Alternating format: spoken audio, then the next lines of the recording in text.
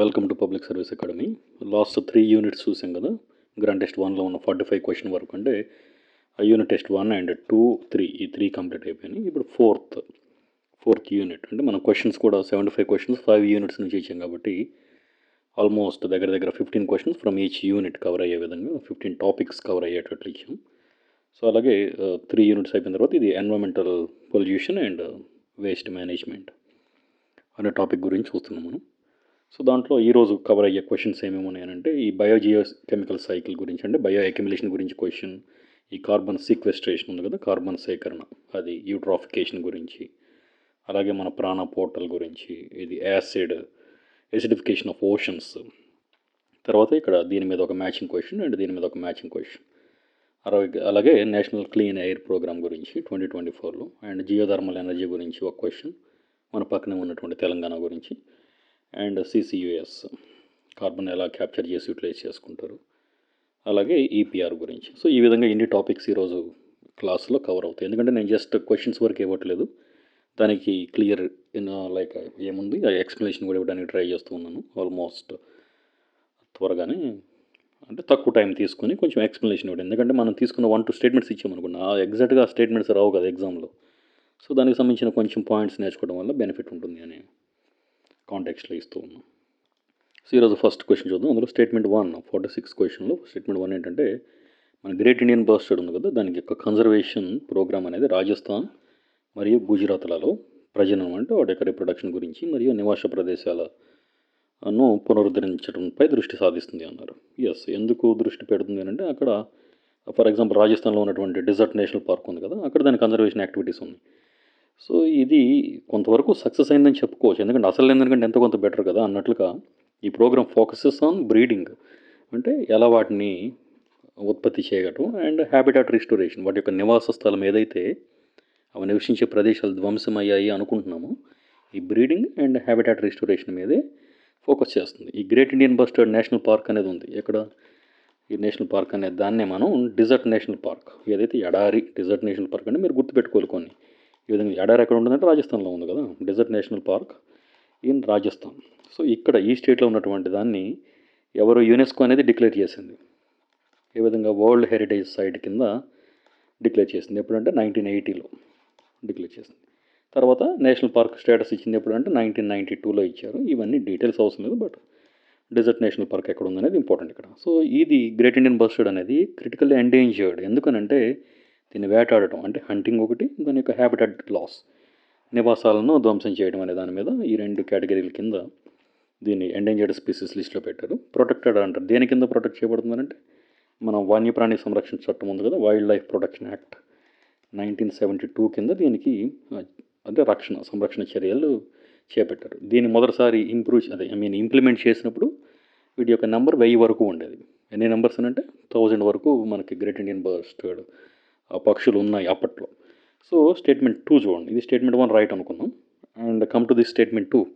ఈ ప్రోగ్రాం గత దశాబ్దంలో, అంటే పోయిన 10 సంవత్సరాల్లో జనాభాను 20% వరకు పెంచడంలో విజయవంతమైంది అన్నారు. అంటే 20% పెంచామా అనేది. ఎందుకంటే ఇంతకుముందు నేను చెప్పాను, ఫస్ట్ స్టేట్మెంట్ ఎండింగ్లో ఏం చెప్పాను, ఈ పక్షుల సంఖ్య 1000 వరకు ఉందన్నాం. కానీ ఈ రెండోది ఏంటంటే తప్పు కంప్లీట్గా. ఎందుకంటే there is no proper evidence of population increase. ఈ గ్రేట్ ఇండియన్ బస్టర్డ్స్ పెరిగాయి అని అనడానికి ఏం లేదు. ఇంకా కనుక చూస్తే అరౌండ్ 75% కంటే ఎక్కువ డిక్లైన్ అయ్యాయి, తగ్గాయి వీటి యొక్క పాపులేషన్. మొన్న రీసెంట్గా ఉన్నటువంటి నెంబర్ ఏంటంటే, మన దగ్గర ఉన్నటువంటిది అక్కడ 1000 ఉంటే ఇది ఓన్లీ 182 వరకు ఉన్నాయని చెప్తున్నారు. అది కూడా ఏవి 34 బ్రీడింగ్ సెంటర్స్తో కలిపి, వీటి యొక్క పక్షుల రక్షణ కేంద్రాలు ఉంటాయి కదా, బ్రీడింగ్ అని అంటే ప్రజనన కేంద్రాలు, ఉత్పత్తి చేయబడాయి, అక్కడ వీటిని కొత్త పక్షులు పుట్టిస్తారు ఎగ్స్ పెట్టించి. సో ఈ 34తో కలిపితేనే మొత్తం కలిపి 182 ఉన్నాయి. బట్ ఒకప్పుడు మన దగ్గర 1000 ఉండేవి ఈ సంరక్షణ మొదలు పెడదాం అనుకున్నప్పుడు. కాబట్టి ఇక్కడ నుంచి ఇక్కడికి వచ్చిందనంటే 75% కంటే ఎక్కువగానే తగ్గిందని చెప్పుకోవచ్చు. సో ఈ విధంగా కొన్ని ప్లేసెస్లో ఉన్నాయని అంటున్నారు. బట్ మన దగ్గర ఏంటంటే 2018 మన దగ్గర ఉన్న లెక్కల ప్రకారం ఇది ఇంకా ప్రమాదంలోనే ఉన్నాయి. జస్ట్ ఒక ప్రపంచంలో ఉన్నటువంటి మొత్తం 150 ఉన్నాయి అనేది ఒక క్యాలిక్యులేషన్ చెప్తుంది. సో ఇప్పుడు మన దగ్గర మొత్తం 182 అనేది ఇంకొక ఎస్టిమేషన్ చెప్తున్నారు. బట్ మొత్తానికంటే 1000 దగ్గర ఉండాల్సిన ఈ విధంగా 100కి కొంచెం ఎక్కువగా అటు ఇటుగా ఉన్నాయి కాబట్టి, సో స్టేట్మెంట్ 2 అనేది wrong. So here the answer is statement 1. This is the answer ఇక్కడ. నెక్స్ట్ క్వశ్చన్ నెంబర్ 47 చూడండి. జీవరసాయన సైకిల్స్, బయో కెమికల్ సైకిల్ అంటాం కదా, వాటిలో బయో అక్యుములేషన్ మనం లాస్ట్ వీడియోలో ఒకసారి చూసాం, ఎకోసిస్టమ్ ఎకాలజీ దగ్గర బయో అక్యుములేషన్ గురించి చాలా క్లియర్గా ఇచ్చాను. నేను మిడతలు అండ్ చిన్న చిన్న చేపలు తీసుకొని అక్కడ ఎక్స్ప్లెయిన్ చేశాను. అది ఒకసారి చూడండి మీకు అవసరం అనిపిస్తే. ఎకోసిస్టమ్లో బయో అక్యుములేషన్ యొక్క పాత్ర ఏంటి ఆవరణ వ్యవస్థలలో అనేది ఇక్కడ క్వశ్చన్ ఇచ్చారు. సో ఇక్కడ ఏంటి అని అంటే, ఒక జీవి యొక్క జీవితకాలంతో పాటు కాలుష్యాలు కూడా కేంద్రీకృతం అవుతాయి అన్నాడు. అంటే నేనేం చెప్తున్నానండి, ఈ చిన్న చిన్న చేపలు ఉన్నాయనుకోండి, వీటన్నిటిలో 1 మిల్లీగ్రామ్ ఉంటుంది. ఈ చిన్న చేపలన్నింటినీ కలిపి ఒక పెద్ద చేప తిందనుకోండి, దీంట్లో ఏమైతే ఇది ఒక 1000 మిల్లీగ్రాములు తింటే దీని లోపలికి వచ్చేసరికి 1 గ్రాము, అంటే ఇక్కడ ఇది కనుక ఆర్సెనిక్ కానీ మెర్క్యూరీ కానీ అదేవిధంగా డీడీటీతో పొల్యూట్ అయ్యాయి అనుకోండి చిన్న చేపలు, ఈ 1000 చిన్న చేపలను తిన్నప్పుడు ఈ పెద్ద చేపలోకి ఈ 1000 మిల్లీగ్రాములు వచ్చేస్తాయి. కాబట్టి 1 గ్రామ్ వచ్చేస్తాయి. అదే నెక్స్ట్ ఉన్నటువంటి ఫ్రాగ్ ఏదైతే కప్పు ఉంటుందో, ఇది ఒక 10 చేపలు తిందనుకోండి, ఈ కప్ప లోపల 10 గ్రాములు. సో ఈ విధంగా ఏంటంటే కాలంతో పాటు వీటి లోపల కూడా పెరుగుతూ ఉంటాయి. అదేవిధంగా ఇక్కడ కప్ప లేదు, ఇక్కడ చేప లేదు, ఓన్లీ స్మాల్ ఫిషెసే ఉన్నాయి అనుకుందాం. ఈరోజు ఈ ఫిష్ 1 మిల్లీగ్రామ్ తీసుకుంది, మళ్ళీ రేపు కొంత తీసుకునేది, ఎల్లుండి కొంత తీసుకునేది. ఈ విధంగా అక్కడికి కాలుష్య కారకాలు వస్తున్నంతసేపు అవి డీడీటీ అయి ఉండొచ్చు, మెర్క్యూరీ అయి ఉండొచ్చు, లేకపోతే ఇంకేదన్నా ప్రమాదకరమైనటువంటి పదార్థాలు అయి ఉండొచ్చు. సో ఈ విధంగా ఒక చిన్న చేప లోపల కూడా దీని యొక్క కాన్సన్ట్రేషన్ పెరుగుతూ ఉంటుంది. దీని ఉద్దేశం ఏంటంటే కాలుష్యాల కేంద్రీకరణ అంటున్నారు ఇక్కడ. ఆన్సర్ ఇందులోనే ఉంచుకోండి. The process by which chemicals build up in an organism over time. అంటే కొంతకాలం కనుక తీసుకున్నట్టయితే, ఒక టైం పీరియడ్ తీసుకున్నట్లయితే కొంతకాలానికి కాను దాని లోపల ఉన్నటువంటి కెమికల్స్ అనేది బిల్డ్ అవుతూ ఉన్నాయి రోజు రోజుకి. సో అదే ఇది చెప్తున్నారు. So it occurs when the rate of chemical intake, ఏదైతే కెమికల్స్ లోపలికి తీసుకునే రసాయనాల లోపలికి తీసుకునేవని బయటికి వదిలేసే దానికంటే తక్కువగా ఇవి ఎక్కువ ఉన్నాయి. అంటే 10 తీసుకుంటుంది అనుకోండి, ఒకటే బయటికి విసర్జిస్తుంది, అంటే 9 ఇందులో ఉండిపోతుంది. కాబట్టి ఈరోజు 9 రేపు 9 ఈ విధంగా పెరిగిపోతూ ఉంటుంది. సో దీని యొక్క కాన్సన్ట్రేషన్ అనేది పెరిగిపోతూ ఉంది.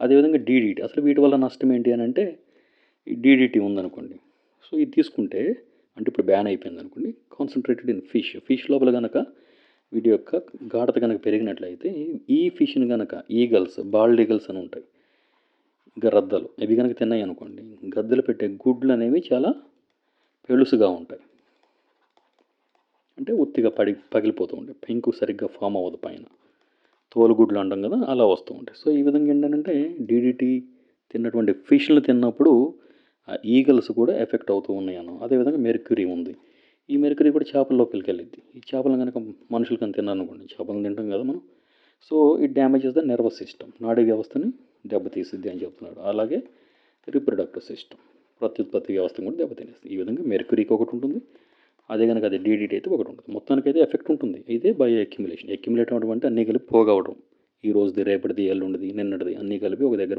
కేంద్రీకృతం అయితే ఇవన్నీ కాలుష్య పదార్థాలు కేంద్రీకరణ అని చెప్పుకోవచ్చు. ఇలా సింపుల్గా చదువుకుంటే ఈజీగా గుర్తుండే ఛాన్స్ ఉంటుంది. నెక్స్ట్ క్వశ్చన్ చూస్తే చూడండి, ఈ క్రింది వాటిలో కాలుష్య కారకాలు యూట్రాఫికేషన్ అత్యధికంగా బాధ్యత వహిస్తాయి అంటున్నాడు. సో ఇక్కడ ఆన్సర్ మీ అందరికీ తెలుసు, నైట్రేట్స్ అండ్ ఫాస్ఫేట్స్. కానీ ఇవి ఎందుకు కలిగిస్తున్నాయి అనేది చూడండి ఒకసారి. Caused by an excess of nutrients, ఏవైతే అత్యధికంగా ఉన్నటువంటి ఈ పోషక పదార్థాలు,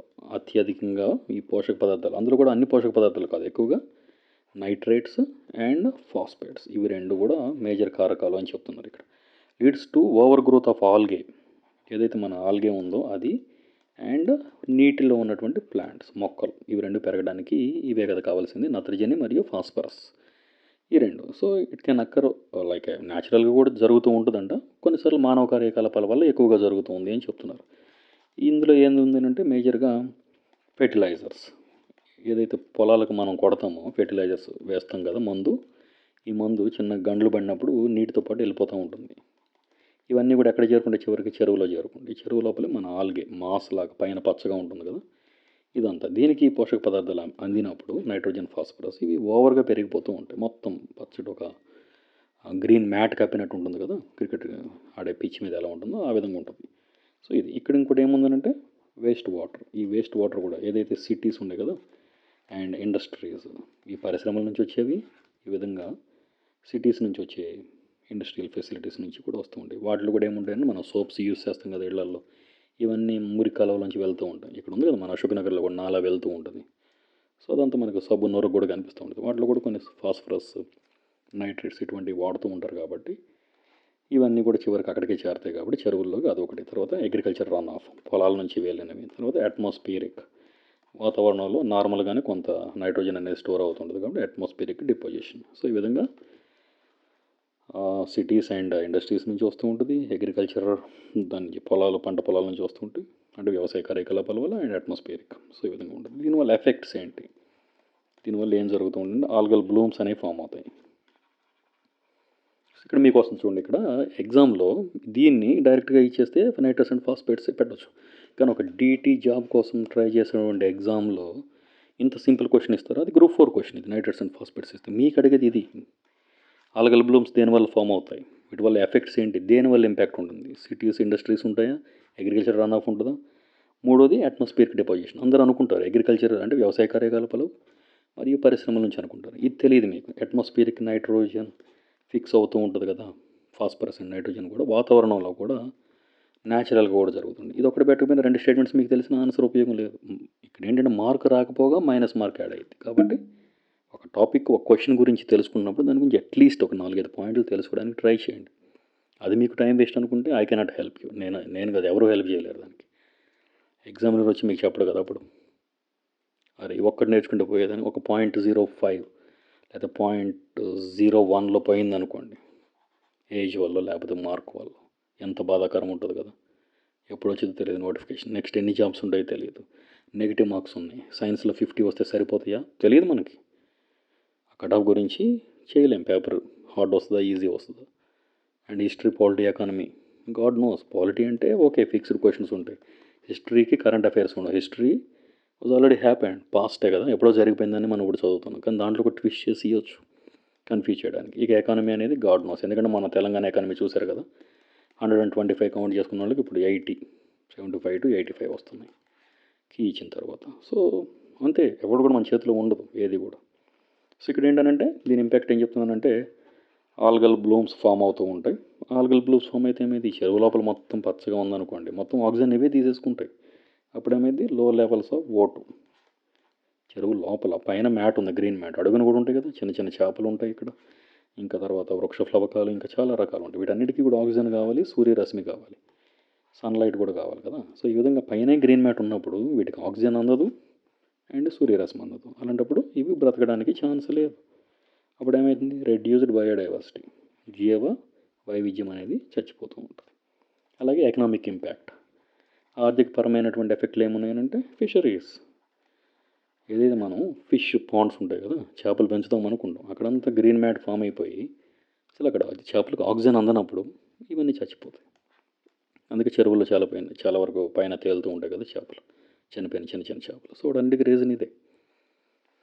కాబట్టి స్టేట్మెంట్స్ ఎలా అయినా అడగవచ్చు. కాబట్టి దీని యొక్క ఇంపాక్ట్స్ గురించి అడగవచ్చు, దీనివల్ల జరిగే ఎటువంటి వాటి వల్ల జరుగుతుందని కూడా అడగవచ్చు. నేర్చుకునేట్టు ఇంకొక పాయింట్ నేర్చుకుంటూ పోయేదేం లేదు కదా. చూడండి క్వశ్చన్ నెంబర్ 49, వాతావరణ మార్పును ఉపశమనం అంటే తగ్గించడానికి, అంటే కార్బన్ ఇది ఉంది కదా, క్లైమేట్ చేంజ్ అనేది, దీన్ని తగ్గించడంలో కార్బన్ సేకరణ యొక్క ముఖ్య పాత్ర ఏంటి అంటున్నాడు. సో ఇక్కడ ఆన్సర్ ఏంటంటే బి. ఇది భూభాగం లేదా వాతావరణంలో ఉన్నటువంటి జల ఈకోసిస్టమ్లలో వాయుమండలం అంటే మన చుట్టూ ఉన్న అట్మాస్ఫియర్ CO2ను సేకరించి నిల్వ చేస్తుంది అన్నాడు.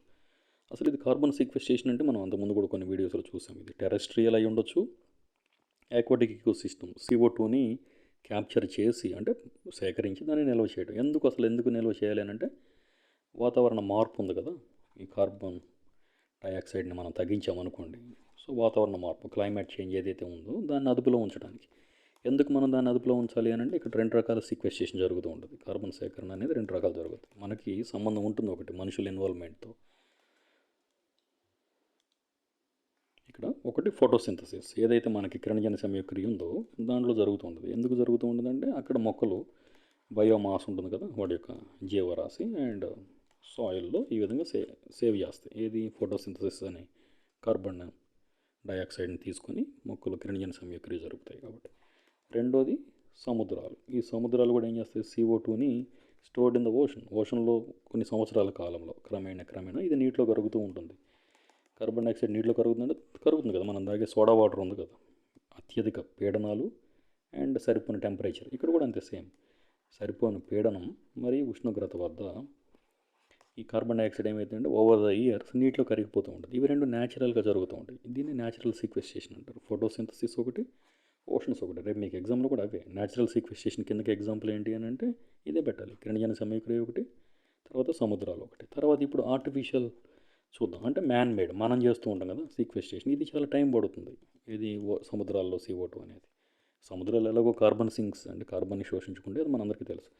బట్ మనం ఖాళీగా ఉండటం కంటే ఈ ఆర్టిఫిషియల్ సీక్వెస్టేషన్ పని చేసామనుకోండి, ఇందులో ఏముంది జియోలాజికల్ సీక్వెస్టేషన్ ఉంది. అంటే ఏంటంటే ఇంజెక్ట్ చేస్తూ ఉంటాం.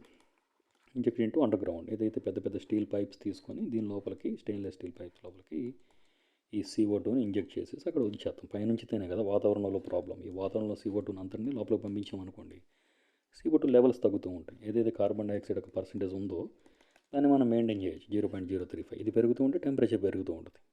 ఎందుకంటే హీట్ని ట్రాప్ చేస్తుంది కదా CO2. సో అందుకని మనం ఈ కార్బన్ని క్యాప్చర్ చేసి ఈ స్టెయిన్లెస్ స్టీల్ గొట్టలలో పెట్టేసి లోపల పంపించుకోవచ్చు. ఎక్కడ స్టోర్ అయ్యింది అంటే మైన్స్ ఉంటాయి కదా, కొన్ని షేల్ గ్యాస్ మైన్స్ గనులు ఉంటాయి కదా, వాటి లోపల నుంచి మొత్తం తవ్వేస్తే అక్కడ అంతా హ్యాలోగా బోల్గా ఉంటుంది కాబట్టి ఈ గ్యాస్ అంతా కూడా దాంట్లో పోయి ఫిల్ అవుతూ ఉంటుంది.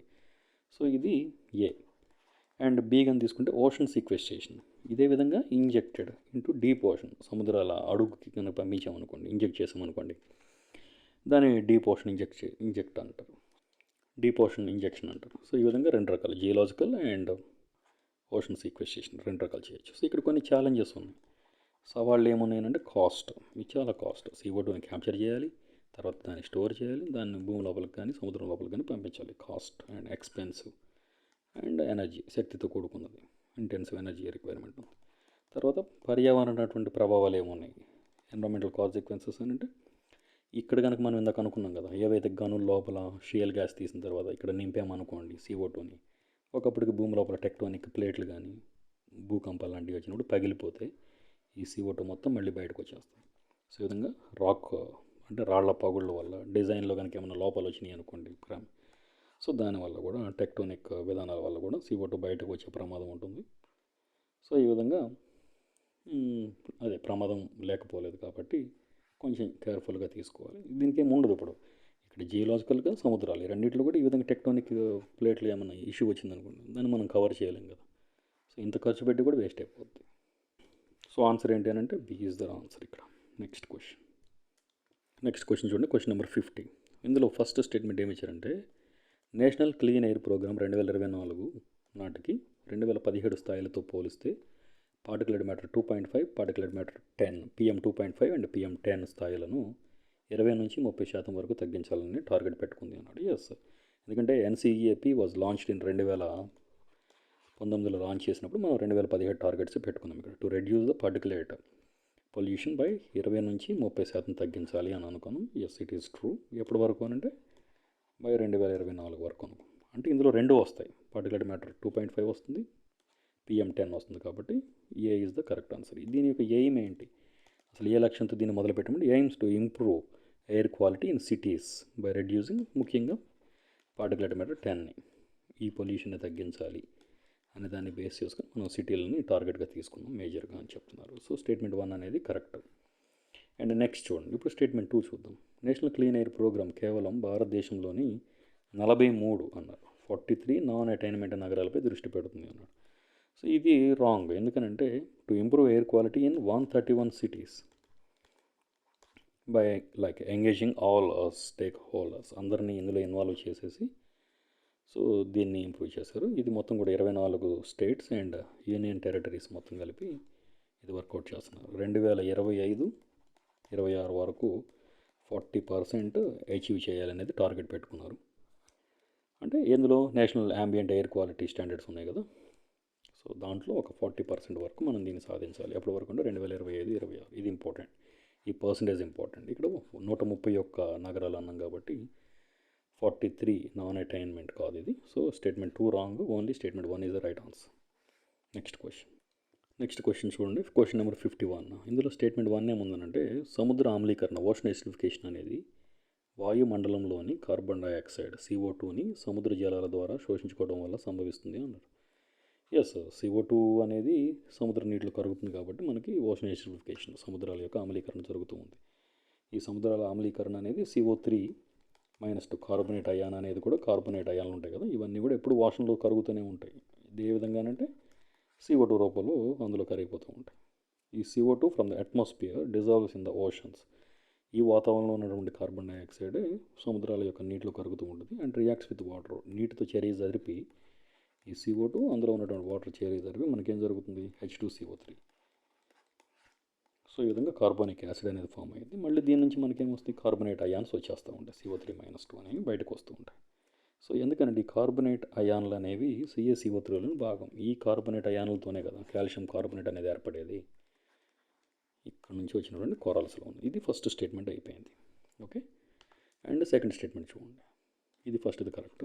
సెకండ్ది సముద్ర ఆమ్లీకరణ ఓషన్ ఎసిడిఫికేషన్ కార్బోనేట్ అయాన్లు తగ్గించడంలో దారితీస్తుంది. ఇందాకేమనుకున్నాం, కార్బోనేట్ అయాన్లు ఏర్పడుతున్నాయి అన్నాం, వీటిని తగ్గించడంలో ఈ ఓషన్ ఎసిడిఫికేషన్ ఉపయోగపడుతుంది. దీనివల్ల ఏమవుతుంది అని అంటే కొరలు ఉన్నాయి కదా, మనం కొరల్స్ కానివ్వండి, షెల్ అంటే మొలస్క్ జీవులు ఉంటాయి కదా, నత్తలు, ఆల్చిప్పలు, ఈ జీవులపై ప్రభావం పడుతుంది అన్నారు. ఎందుకంటే మనకు తెలుసు అవన్నీ కూడా కాల్షియం కార్బోనేట్ అనే షెల్స్తో తయారవుతూ ఉంటాయి. ఈ కార్బోనేట్ అయాన్స్ మీద ఎఫెక్ట్ పడినప్పుడు దీని మీద కూడా ఎఫెక్ట్ పడుతూ ఉంటుంది. అసలు ఏం జరుగుతుందో చూద్దాం. మనకి ఇంటికి గనక బ్రిక్స్ ఇటుకలు ఎలాగో, అలాగే building blocks for the shells and skeleton of many marine ఆర్గానిజమ్స్కి, అంటే ఎక్కువ సముద్ర జీవుల యొక్క షెల్స్, వాటి యొక్క ఇవి ఉంటాయి కదా పైన ఆల్చిప్పల్ లాంటి నిర్మాణాలకి కూడా ఈ కార్బోనేట్ అయాన్స్ అనేవి బిల్డింగ్ బ్లాక్స్ లాంటివి. సో ఈ విధంగా ఓషన్ ఎసిడిఫికేషన్ సముద్రాల యొక్క ఆమ్లీకరణ జరిగినప్పుడు ఏం జరుగుతుందంటే ఈ సముద్ర జీవులు ఉంటాయి కదా, ఆయిస్టర్స్ అంటాం, ఇది మనకు ముత్యాలు తయారవుతాయి కదా, ఆయిస్టర్స్ కానివ్వండి, కోరల్స్ కానివ్వండి, తర్వాత క్యాల్కేరియస్ అంటే కాల్షియంతో నిర్మితమైన ప్లాంక్టన్స్, ఫ్లవకాలు ఉంటాయి కదా, ఈ జీవులు అన్నిటి మీద కూడా ఎఫెక్ట్ పడుతూ ఉంటుంది. ఎందుకంటే ఇవన్నీ కూడా కార్బోనేట్ అయాన్తోనే ఉంటాయి కాబట్టి.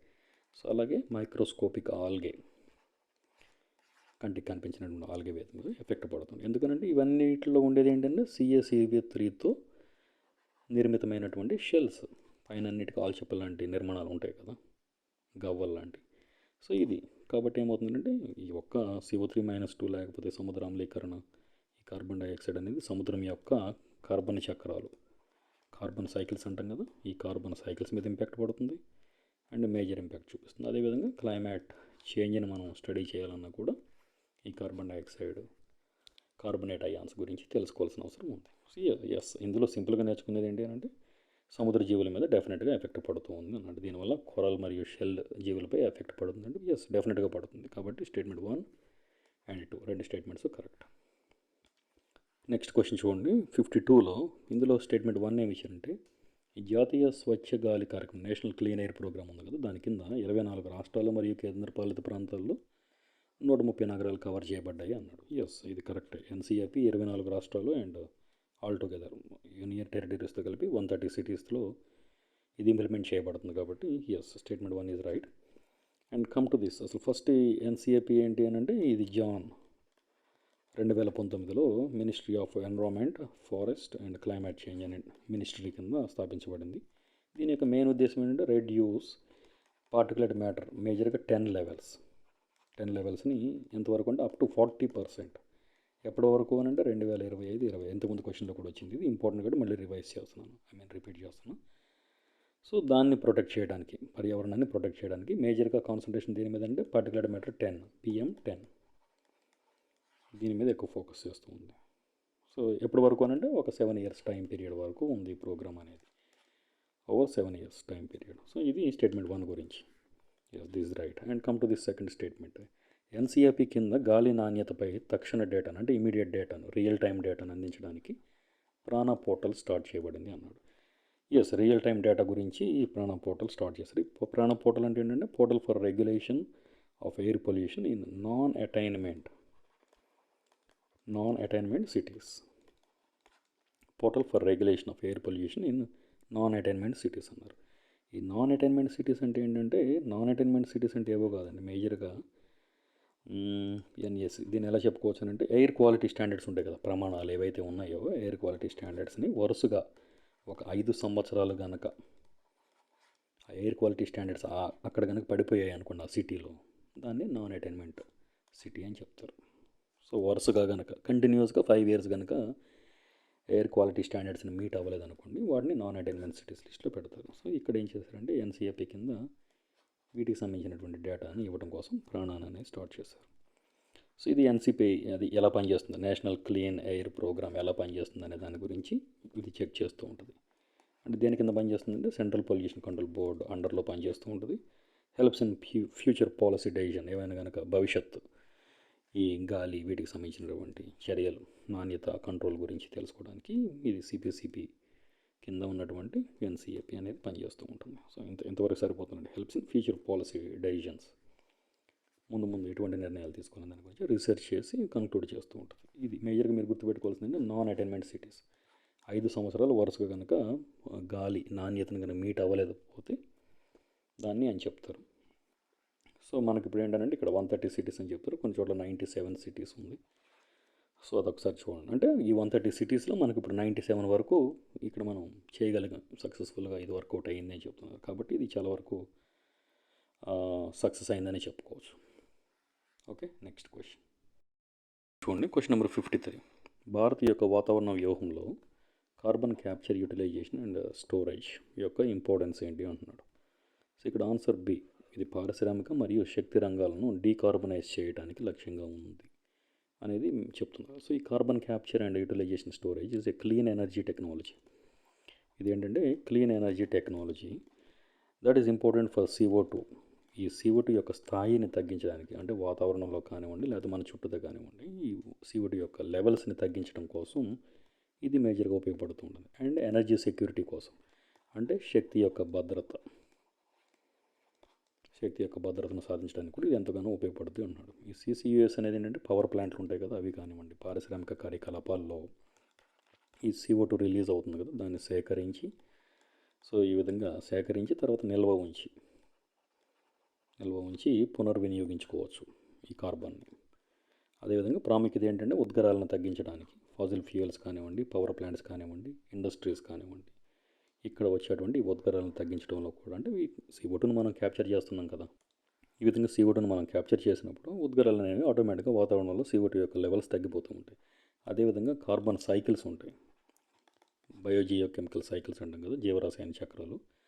సో ఈ కార్బన్ సైకిల్స్ అనేవి ప్లాంట్స్కి కానివ్వండి, తర్వాత యానిమల్స్ కానివ్వండి, అలాగే ఈ మైక్రోబ్స్ అన్నిటికీ కూడా ఇవి ఇంపార్టెంట్ కార్బన్ సైకిల్ అనేది. ఎందుకు అని అంటే కార్బన్ అనేది చాలా మేజర్ ఇంపార్టెంట్ మూలకం. ఖచ్చితంగా అన్ని మినరల్స్లో కూడా ఈ కార్బన్ ఉంటుంది. భూమి లోపల ఉన్నటువంటి, ఎర్త్ లోపల ఉన్నటువంటి అన్ని ఖనిజాల్లో కూడా, వాతావరణంలో కూడా కార్బన్ అనేది కంపల్సరీగా ఉంటుంది. ఈ కార్బన్ అనేది 4th మోస్ట్ అబండెంట్ మన భూమి మీద, మట్టిలో కానీ భూమి మీద కానీ వాతావరణంలో కానీ లభించే వాటిల్లో ఈ ఇసుక, కార్బన్, ఫాస్ఫరస్ ఉంటుంది కదా, ఈ విధంగా చూస్తే ఇది 4th మోస్ట్ అబండెంట్ ఎలిమెంట్. దేని మీద అంటే విశ్వంలోనే మనకు 4వ అత్యధికంగా లభించేటువంటి మూలకం ఈ ఆక్సిజన్ వీటితో పాటు. సో కార్బన్ అనేది అంత ఇంపార్టెంట్ కాబట్టి with its ability to form complex molecules such as, ఇది DNA ఏర్పడటంలోనూ ఉపయోగపడుతుంది ప్యూరైన్స్ అండ్ పిరమిడిన్స్ దగ్గర. అదేవిధంగా ప్రోటీన్స్ లోపల ఏముంటాయంటే అమైనో యాసిడ్స్ ఉంటాయి. ఈ అమైనో యాసిడ్స్ చైన్స్నే కదా మనం అనేది పాలీ అమైనో యాసిడ్స్ అంటారు. ఈ పాలీ అమైనో యాసిడ్సే మనకు ప్రోటీన్. సో ఈ విధంగా ప్రోటీన్ అనే మైక్రోమాలిక్యూల్ ఏర్పడాలి అంటే అమైనో యాసిడ్ అనే మైక్రోమాలిక్యూల్స్ చాలా అవసరం. ఈ మైక్రోమాలిక్యూల్స్లో ఉండేది కార్బన్ డైఆక్సైడ్ అండ్ కార్బన్. ఈ విధంగా DNAలో ఉండేది కార్బన్. కాబట్టి DNA and amino acids, proteins లాంటివి ఇంపార్టెంట్. వాటి యొక్క ఫార్మేషన్, ఏర్పాటులో ఈ కార్బన్ అనేది మేజర్ రోల్ని ప్లే చేస్తుంది. కాబట్టి carbon makes life on earth possible. Carbon వల్లే లైఫ్ అనేది సాధ్యం.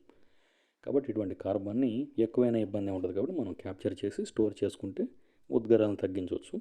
ఈ అట్మాస్ఫియర్లో ఉండాల్సినటువంటి కార్బన్ డైఆక్సైడ్ లెవెల్స్ ఉన్నాయి కదా, వీటిని ఇంతవరకే ఉంచవచ్చు, పెరిగిపోకండి. ఇది పెరిగితే ఏమైందంటే CO2 అనేది ఈ హీట్ రేస్ ఏదైతే ఉష్ణ కిరణాలు ఉన్నాయో వాటిని ట్రాప్ చేస్తూ ఉంటుంది, బంధిస్తాయి. అప్పుడైతే మన చుట్టూతో వేడి పెరుగుతూ ఉంటుంది. అప్పుడు మొక్కలకి, జీవరాశులకి, మనకి కూడా ఇబ్బంది అవుతూ ఉంటుంది. కాబట్టి ఈ విధంగా CO2ని ఎప్పటికీ కంట్రోల్లో ఉంచాలి అనేది దీని యొక్క major concept.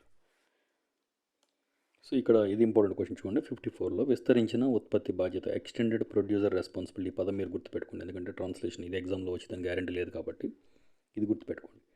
Extended producer responsibility framework భారత్లో సర్క్యులర్ ఆర్థిక వ్యవస్థకు ఏ విధంగా దోహదపడుతుంది అన్నాడు. ఇది బి ఆన్సర్. ఎందుకంటే ఉత్పత్తిదారులకు ఈ లైఫ్ టైం అయిపోతుంది కదా, వాటి యొక్క ఉత్పత్తులను రీసైకిల్ చేయాలి అనేది ఒక ఆదేశం ఉంది ఇక్కడ. సో ఇదే ఎక్స్టెండెడ్ ప్రొడ్యూసర్ రెస్పాన్సిబిలిటీ. అంతకుముందు ఉండేది రెస్పాన్సిబిలిటీ, దీన్ని కొంచెం ఎక్స్టెండ్ చేశారని చెప్తున్నారు. So in India is a policy that holds producers accountable. ప్రొడ్యూసర్స్ని జవాబుదారీదారి కింద తయారు చేస్తుందండి. Producers accountable for their products. వాళ్ళు ఉత్పత్తి చేసినటువంటి మ్యానుఫ్యాక్చర్ చేసినటువంటి ఉత్పత్తులకు ఈ ఉత్పత్తిదారులే బాధ్యులు అని చెప్తున్నారు. దేనికి ఏంటంటే environmental impact through their life cycle. ఆ ప్రోడక్ట్ ఏదైతే ఉందో అది మొత్తం ఎండ్ అయిపోయి కనిపించకుండా పోయేంత వరకు కూడా ఈ కంపెనీదే బాధ్యత అని చెప్పేసి చేశారు. సో ఇది ఎందుకు చేశారంటే AIIMS to reduce pollution and promote resource conservation. అంటే ఏదైనా మొబైల్ ఫోన్ని వాళ్ళే మళ్ళీ కొనాలి, ఏదైనా ఛార్జర్ని మళ్ళీ వాళ్ళే కొనాలి, రీసేల్ అంటాం కదా, ఎక్స్చేంజ్ ఆఫర్ పెట్టేసి ఎంతకో కొంతకి ఇది బయట కనిపిస్తే వీళ్ళకి ఫైన్స్ వేస్తారు. కాబట్టి ఇక్కడ యూజ్డ్ పని చేయని వాటిని ఎంతో కొంత ఇచ్చి మళ్ళీ వీళ్ళే కొనాలి, దాన్ని మళ్ళీ రీసైకిల్ చేయగలగాలి, అంటే కంపెనీ చేయగలిగేది కాబట్టి. సో ఈ విధంగా ఉత్పత్తిదారులకు కొన్ని ముఖ్యమైనటువంటి బాధ్యతలను అప్పచెప్పారు అని చెప్తున్నారు. దీనివల్ల వచ్చింది. సో దీనివల్ల producers are mandated to achieve annual recycling targets. So ప్రతి కంపెనీకి కొన్ని యాన్యువల్ రీసైక్లింగ్ టార్గెట్స్ పెట్టారంట. సో దేని ద్వారా అంటే వై ఆర్ రిజిస్టర్డ్ రీసైక్లర్స్. కొన్ని మొబైల్ షాప్స్లో ఈ పని చేయని మొబైల్స్ తీసుకుంటారు కదా, ఇదే అది ప్రొడ్యూసర్ రెస్పాన్సిబిలిటీ కిందే వాళ్ళు కలెక్ట్ చేస్తారు. అంటే రిజిస్టర్ అయినటువంటి అథెంటిక్ ప్రాంప్ట్ రీసైక్లర్స్ ఎవరైతే ఉన్నారో వాళ్ళ ద్వారా ఈ పని చేయనటువంటి వేస్ట్ అయిపోయిన వస్తువుల్ని, మొబైల్ ఫోన్స్ కానివ్వండి, ల్యాప్టాప్స్ కానివ్వండి, ఈ వేస్ట్ అనేది పెరుగుతూ ఉంటుంది. తర్వాత అదే కనుక ప్లాస్టిక్ బ్యాగ్స్ అనుకోండి, ప్లాస్టిక్ పెరుగుతూ ఉంటుంది. ఆ విధంగా వాటర్ బాటిల్స్ కానివ్వండి, ఎలక్ట్రానిక్ గూడ్స్ కానివ్వండి, మళ్ళీ వీళ్ళతోనే అంటే బయట ఉన్న థర్డ్ పార్టీస్తో కనిపించి మళ్ళీ ఇవన్నీ కూడా ఇక్కడ చేరాయి అనుకోండి. సో అప్పుడు వాళ్ళు మళ్ళీ వాటిని యూస్ చేసి రీసైకిల్ చేసి తయారు చేస్తారు. అంటే బయట కనిపించకుండా చేయాలి ప్రకృతిలో, అంతే, సింపుల్. నెక్స్ట్ ఒక ఇంపార్టెంట్ చూడండి, మన పక్కనే ఉన్న తెలంగాణ స్టేట్ కాబట్టి క్వశ్చన్స్లో ఇది అడగచ్చు. స్టేట్మెంట్ 1 ఏంటంటే ఈ భారతదేశం 2024లో తెలంగాణలో జియో థర్మల్ ఎనర్జీ కోసం తన యొక్క పైలట్ ప్రాజెక్ట్ను మొదలుపెట్టారు అన్నారు. ఎస్, ఇది కరెక్ట్. ఎందుకంటే మేకింగ్ ఇండియాస్ ఫస్ట్ ఫెసిలిటీ ఏ విధంగానంటే ఇది జియో థర్మల్ ఎనర్జీని ప్రొడ్యూస్ చేసి ఒకదాన్ని స్థాపించారు. అయితే అక్కడ ఏంటంటే ఈ ఇండియాస్ ఫస్ట్ బైనరీ ఆర్గానిక్ ర్యాన్కైన్, ఇదండి ర్యాన్కైన్ సైకిల్ అనే ఈ ఫెసిలిటీని యూస్ చేసుకొని ఇక్కడ జియో థర్మల్ ఎనర్జీ అనేది ప్రొడ్యూస్ అవుతుంది. మన పక్కనే ఉన్న తెలంగాణ కాబట్టి ఇది ఇంపార్టెంట్ ఎగ్జాంపుల్. సో అనే పద్ధతిలో జియో థర్మల్ ఎనర్జీ అని ఇక్కడ ప్రొడ్యూస్ చేస్తున్నారు. ఇక్కడ ఇది important, binary organic Rankine cycle. Rankine cycle అనేది ఏంటి అని అంటే ఒక థర్మోడైనమిక్ సైకిల్ అనేది. దీని గురించి ఎక్కువ నేర్చుకోవద్దండి, ఫిజిక్స్లోకి వెళ్ళొద్దు. ఇది ఒక థర్మోడైనమిక్ సైకిల్. ఇది ఏంటి, దీని యొక్క ఇంపార్టెంట్ ఫీచర్ ఏంటి, దీని యొక్క బెనిఫిట్ ఏంటంటే వేరు వేరు ఉష్ణోగ్రతలు ఉంటాయి కదా, అంటే హీట్ అయినప్పుడు ఒక టెంపరేచరు, తక్కువ ఉన్నప్పుడు ఇంకొక టెంపరేచర్ ఉంటుంది కదా. వేరు వేరు ఉష్ణోగ్రతల వద్ద కూడా అంటే వాటిని వాడుకొని కూడా స్మాల్ అండ్ మీడియం పవర్ని ఉత్పత్తి చేయవచ్చు అన్నారు. ఇది దీని యొక్క speciality. Binary organic Rankine cycle అండి. బైనరీ అంటేనే మీకు అర్థమవుతుంది, వేరు వేరు టెంపరేచర్స్ ఎక్కువ ఉన్న తక్కువ ఉన్న స్మాల్ని అండ్ మీడియం పవర్ని కూడా ఉత్పత్తి చేసే కెపాసిటీ ర్యాన్కైన్ అనే ఫెసిలిటీకి ఉంది. అది మనం ఎక్కడ అంటే తెలంగాణలో ఉన్న మణుగూరు ఉంది కదా, అక్కడ పెట్టారు అని చెప్తున్నాం. సో స్టేట్మెంట్ 1 అనేది correct. And come to the statement 2. ఈ పైలట్ ప్లాంట్ 20 కిలోవాట్ల, చూసుకోండి లాస్ట్ టైం ఒకసారి నేను క్వశ్చన్లో 50 ఇచ్చాను, పైన ఇచ్చిందండి, అంటే రెన్యూబుల్ ఎనర్జీలో వచ్చినప్పుడు. సో ఇక్కడ 20 కిలోవాట్ల సామర్థ్యంలో మణుగూరులో ఉంది అని చెప్తున్నారు. సో ఇది కరెక్టే, బోత్ రెండు స్టేట్మెంట్స్ కరెక్ట్. ఈ మణుగూరు లోపల 20 కిలోవాట్లు అనేది పెట్టారు. చూడండి మణుగూరు అనేది మీకు తెలుస్తుంది, బట్ 20 కిలోవాట్స్ అనేది గుర్తుపెట్టుకోవాలి, ఎందుకంటే దాని కెపాసిటీ అది. సో అదేవిధంగా ఇండియాస్ ఫస్ట్ నార్మల్గా జియో థర్మల్ ఎనర్జీ ఎక్కడ ఉందంటే పూగా వ్యాలీ, ఈ పూగా లోయలో ఉంది, పూగా వ్యాలీలో ఉంది. అది ఎక్కడ ఉందంటే హిమాలయన్ రీజియన్లో ఉంది, లడఖ్లో ఉన్నటువంటి ఈ హిమాలయన్ రీజియన్లో ఉంది. అదేవిధంగా వరల్డ్స్ ఫస్ట్ ప్రపంచంలోనే మొట్టమొదటిది ఎక్కడ ఉంది అంటే ఇటలీలో ఉంది. ఇది 1904లో అంటే ఎప్పుడో 120 ఇయర్స్ బ్యాక్ దాన్ని ఎస్టాబ్లిష్ చేశారు. అదేవిధంగా India's first thermal power station, ఇది కూడా నేర్చేసుకోండి. India's first thermal power station ఎక్కడంటే హుస్సేన్ సాగర్. నిజాం టైంలో మన హుస్సేన్ సాగర్ ఉంది కదా, అక్కడే ఎన్టీఆర్ పార్క్, ప్రసాద్ ఐమాక్స్ ఇవన్న ప్లేస్లోనే మన హుస్సేన్ సాగర్ దగ్గరలోనే ఈ థర్మల్ పవర్ ప్లాంట్ ఉండేది. ఇండియాలోనే మొట్టమొదటిది అని చెప్తున్నారు.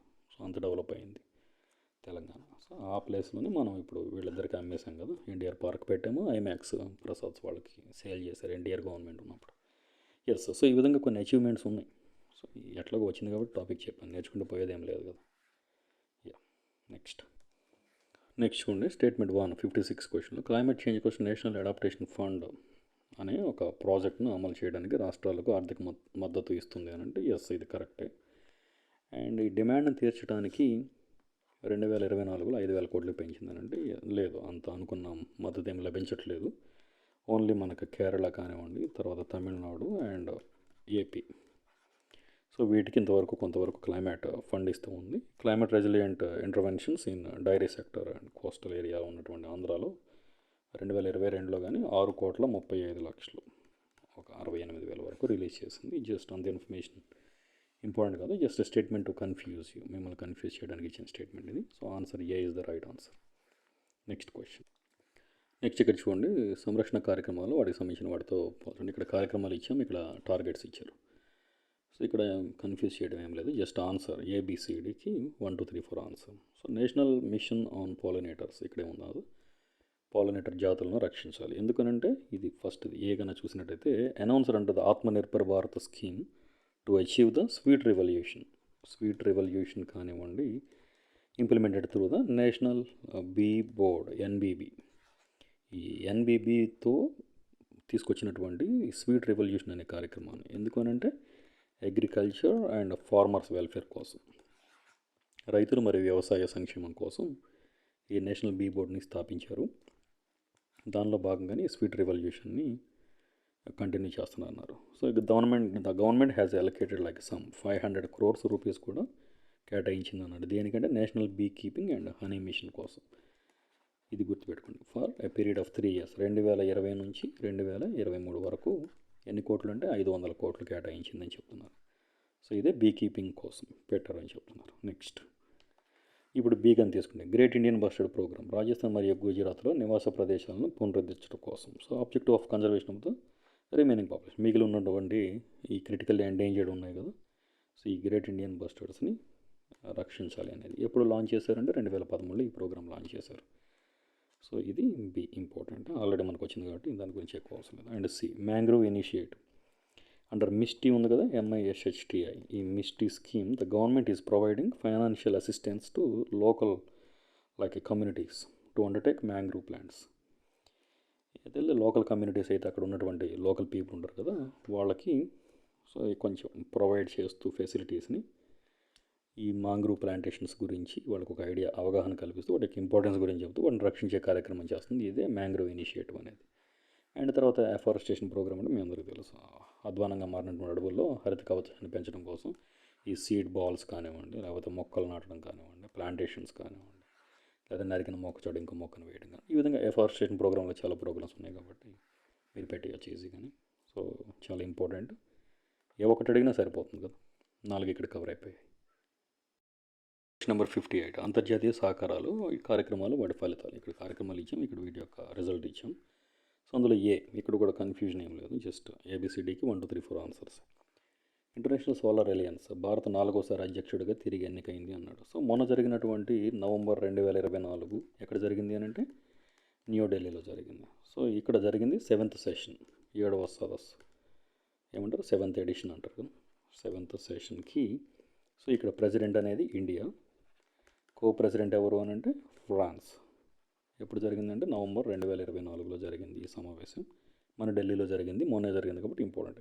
అసలు ఏంటి ఇంటర్నేషనల్ సోలార్ అలయన్స్ గురించి అని అంటే ఎయిమ్స్ ఎట్ మొబిలైజింగ్ ఒక 1000 బిలియన్స్ ఆఫ్ ఇన్వెస్ట్మెంట్ పెట్టుబడులు తీసుకురావాలి. ఎప్పటి వరకు అని అంటే బై 2030 వరకు 1000 బిలియన్లు పెట్టుబడి తీసుకురావాలి, $1,000 బిలియన్ పెట్టుబడి for the massive deployment of solar energy. Renewable energy కాదు, ఓన్లీ సోలార్ ఎనర్జీని తీసుకురావడం కోసమే ఎంత పెట్టుబడులు కావాలి, ఇంత పెట్టుబడులు సేకరించాలి అని అంటే ఎప్పటివరకు. ఇవన్నీ ఇంపార్టెంట్ బిట్స్, నేను చెప్తే మీరు చదవాలా అనేది అది మీ ఇష్టం. ఎందుకంటే నేను కవర్ చేయాలి కాబట్టి టాపిక్ అంతా కవర్ చేస్తున్నాను. జస్ట్ ఏబిసిడి చెప్పుకొని వెళ్ళిపోవచ్చు కదా, అది మీకు అర్థమైతే చాలు. ఎందుకంటే ఫ్యూచర్లో మీరంతా ఆఫీసర్స్ అయ్యి సర్వీస్ చేయకపోయినా సరే అట్లీస్ట్ లాస్ చేయొద్దు కదా జనాన్ని. ఎవరు మనకు ఉపయోగపడుతున్నారు అనేది గుర్తించగలగాలి, అప్పుడే కదా సర్వీస్ అంటే మీనింగ్ ఏముంది. ఎవరో తెలుసో తెలియక మనకి హెల్ప్ చేస్తున్నప్పుడు ఒక క్వశ్చన్ సరిపోతాయి. ఇక్కడ నేను చెప్పిన 15 క్వశ్చన్స్, పేపర్ మొత్తంలో చెప్పిన 75 క్వశ్చన్స్, ₹1 ఛార్జ్ చేయలేదు కదా ఎవరిని కూడా. సో అలాంటప్పుడు ఒక బిట్ ఒక పాయింట్ వస్తే సరిపోదా, టైం ఏం వేస్ట్ లేదు కదా, నేను కదా అవర్స్ అండ్ అవర్స్ టైం పెడుతున్నాను. నేర్చుకోండి, ఇంపార్టెంట్ టాపిక్స్ ఉన్నప్పుడు యూ హ్యావ్ టు లర్న్ అంతే. ఆప్షన్ ఏం షార్ట్ కట్ ఉండదు కదా, వీటన్నిటికీ షార్ట్ కట్ ఏమి ఉండదు. 2030 అనేది గుర్తుపెట్టుకోవాలి, $1,000 బిలియన్స్ అనేది గుర్తుపెట్టుకోవాలి. వాడు ఎగ్జామ్లో 1,000 మిలియన్లు కూడా ఇస్తాడు, అలాగే డాలర్స్ తీసేసి 1000 బిలియన్ రూపీస్ అని కూడా ఇస్తాడు. పోయినట్టే ఆన్సర్. మీకు 2 స్టేట్మెంట్స్ తెలిసినా మూడో తెలియకపోతే పోయినట్టే కదా. Then that's it, end of the story. ఒక మార్క్ 0.1 మార్క్ సరిపోతుంది. మళ్ళీ నెక్స్ట్ టైం ఎప్పుడు వచ్చిందో తెలియదు నోటిఫికేషన్, ఎన్ని వస్తాయో తెలియదు. ఇన్ని ఉంటాయి కాబట్టి నేర్చుకోవాలి అంతే. ఫస్ట్ పాజిటివ్ మైండ్ సెట్తో ఉండాలి. జనానికి సర్వీస్ చేస్తామా లేదనేది గాడ్ నోస్. సర్వీస్ చేసే వాళ్ళకే కదా బెనిఫిట్ వచ్చేది ఎప్పుడైనా సరే. మీ ఉద్దేశం మంచిదైతే సర్వీస్లో డెఫినెట్గా you will be in. Yes, be with a positive mind. Okay, so ఇక్కడ ఏంటంటే 2030 వరకు ఇది సాధించాలని చెప్పుకున్నారు. సోలార్ ఎనర్జీ కోసమే మనకి ఇక్కడ హెడ్ క్వార్టర్స్ కూడా మన దగ్గర ఉంది. గురుగావ్ ఉంటుంది కదా, సో అక్కడ ఉంది. ఇవన్నీ ఇండియా బేస్డే కాబట్టి ఈ ప్రోగ్రామ్ చాలా ఇంపార్టెంట్. మన టీజీపీఎస్సీ గ్రూప్ 1లో ఇచ్చాడు, 2లో ఇచ్చాడు, 3లో కూడా ఇచ్చాడు. కాబట్టి చదవాల్సిందే, షార్ట్ కట్ ఏమి ఉండదు.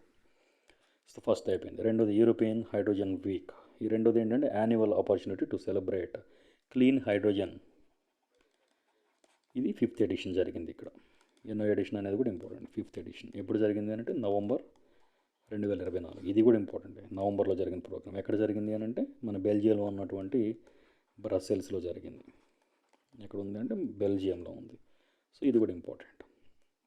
ఇక్కడ మనం ఏమి ఎగ్జిబిట్ చేసామనంటే భారత్ గ్రీన్ హైడ్రోజన్ యొక్క అభివృద్ధిని ప్రదర్శించిందని చెప్తున్నారు. అండ్ నెక్స్ట్ సి తీసుకుంటే గ్రీన్ అమోనియా ఒప్పందం. ఇది మనకు తెలుసు, భారత్ మరియు జపాన్ మధ్య కుదిరింది అనుకున్నాం. లైక్ ఎప్పుడు ఇది అంటే ఫైనలైజ్డ్ ఆన్ August 21, 2024. సో ఇది ఆగస్టులోనే జరిగింది, 2024లో జరిగింది. Makes India's first green ammonia export. ఇది ఇండియా మొట్టమొదటిసారి జపాన్కి ఎక్స్పోర్ట్ చేయాలనుకున్నది కాబట్టి ఇది కూడా ఇంపార్టెంట్ టాపిక్. నెక్స్ట్ చూస్తే హ్యాంబర్గ్ సస్టైనబిలిటీ కాన్ఫరెన్స్. ఈ హ్యాంబర్గ్ అనేది ఎక్కడ ఉంది అని అంటే జర్మనీలో ఉంది. ఎప్పుడు జరిగింది అంటే అక్టోబర్ 2024. ఇది ఆగస్టు 2024 అయితే ఇది నవంబర్ 2024, ఇది అక్టోబర్ 2024. సో అన్ని ఇంపార్టెంటే జరిగాయి. సో ఈ హ్యాంబర్గ్ అనే దాని గురించి కానీ చూస్తే, సో ఇదేంటంటే it is to start a new year of sustainability. సుస్థిర అభివృద్ధి కోసం ఒక కొత్త శకాన్ని స్టార్ట్ చేయాలి అనే ఉద్దేశంతో. దీని యొక్క ఎయిమ్ ఏంటంటే స్కేలింగ్ సస్టైనబుల్ ఇన్వెస్ట్మెంట్స్, అంటే సుస్థిరమైనటువంటి పెట్టుబడులను తీసుకుంటూ into emerging market and developing economies through standardisation. ఒక ప్రమాణాలను, ఒక పర్టికులర్ స్టాండర్డ్స్ని ఫాలో అవుతూ ఈ సస్టైనబుల్ ఇన్వెస్ట్మెంట్స్ని ఎక్కడంటే ఎమర్జింగ్ మార్కెట్స్లోకి తీసుకురావాలనే దాంతో ఇది స్టార్ట్ అయింది. సస్టైనబిలిటీకి సంబంధించింది కాబట్టి ఇది ఎకానమీలో అడగవచ్చు, ఇక్కడ కూడా అడగవచ్చు. నెక్స్ట్ అండ్ ఇక్కడ 59th క్వశ్చన్ రిపిటేషన్ వచ్చింది. అంతకుముందు ఉన్న క్వశ్చన్స్ 58 అండ్ 57లో ఉన్న కొన్ని క్వశ్చన్స్ మిక్స్ అయ్యి వచ్చాయి కాబట్టి అది ఒకసారి మీరు ఓన్గా ప్రాక్టీస్ చేయడానికి ట్రై చేయండి. అండ్ ఈరోజు 4th యూనిట్కి సంబంధించి ఇది మన waste management and pollution control దాంట్లో లాస్ట్ క్వశ్చన్ నెంబర్ 60. ఈ వేస్ట్ నియమాలు ఉన్నాయి కదా మనకి, ఈ వేస్ట్ రూల్స్ 2022. ఈ నిబంధనలు ఏవి ఉన్నాయి అన్నాడు. ఇదేంటంటే ఆన్సర్ ఇది సౌర ప్యానెళ్ల కోసం ఎక్స్టెండెడ్ ప్రొడ్యూసర్ రెస్పాన్సిబిలిటీని తప్పనిసరి చేయడం. దీనికోసం కూడా దీన్ని చేసింది. ఈ ప్రొడ్యూసర్ రెస్పాన్సిబిలిటీని ముందు మనం చూసాం. ఎప్పుడనంటే ఇది 2022, కానీ ఫోర్స్డ్ ఫ్రమ్ ఏప్రిల్ 2023 నుంచి ఇది అమల్లో ఉంది అని చెప్తున్నారు. దేనికనంటే టు మేనేజ్ ఈ waste in an environmentally sound manner. So ఏదైతే ఎలక్ట్రానిక్ వేస్ట్ రిలీజ్ అవుతూ ఉందో సో దాన్ని మనం ఒక సౌండ్ మేనర్లో అంటే ప్రాపర్గా దాన్ని డిస్పోజ్ చేయాలి అని చెప్పేసి with EPR resign in place of ఈ వేస్ట్ రీసైక్లింగ్. సో ఇంతకుముందు చూసాం కదా, ఈ వేస్ట్ని ఏవైతే ఉన్నాయో వాళ్ళే కొనాలి. ప్రత్యేకమైనటువంటి ఈ కలెక్టర్స్ ఎవరైతే కలెక్షన్ చేస్తారో వాళ్ళు తీసుకొని వీళ్ళు ఈ వేస్ట్ అంతని డిస్పోజ్ చేసేయాలి. సో ఆ విధంగా ఒక ప్రోడక్ట్ బయటకు వచ్చిన తర్వాత అది మొత్తం అంతరించిపోయే వరకు కూడా ఆ కంపెనీదే రెస్పాన్సిబిలిటీ. కాబట్టి ఈ రూల్స్ అనేవి అమల్లో ఉన్నాయి. దీన్ని ఎక్స్టెండెడ్ ప్రొడ్యూసర్ రెస్పాన్సిబిలిటీకి దీన్ని లింకప్ చేశారని చెప్తున్నారు. సో ఈ విధంగా నేర్చుకోవచ్చు. 4th యూనిట్ అయిపోయింది. నెక్స్ట్ సెషన్లో 5th యూనిట్ మిగిలిన 15 క్వశ్చన్స్ చూద్దాం. చదవండి. రేపు ఎల్లుండి హాల్ టికెట్స్ 13th వస్తాయి కదా, 10 days ముందు. అదే తెలంగాణలో అయితే 1 week ముందు ఇస్తాడు హాల్ టికెట్. మీకు 10 days ముందు ఇచ్చేస్తారు కాబట్టి ఇంకా సెంటర్స్ హడావిడిలో మొదలైపోతారు. లాస్ట్ మినిట్స్ రష్ కంటే కూడా జస్ట్ చదువుతూ ఉండండి అంతే. తెలిసిన టాపిక్స్ రివైజ్ చేస్తూ ఉండండి. Yes, have a nice day.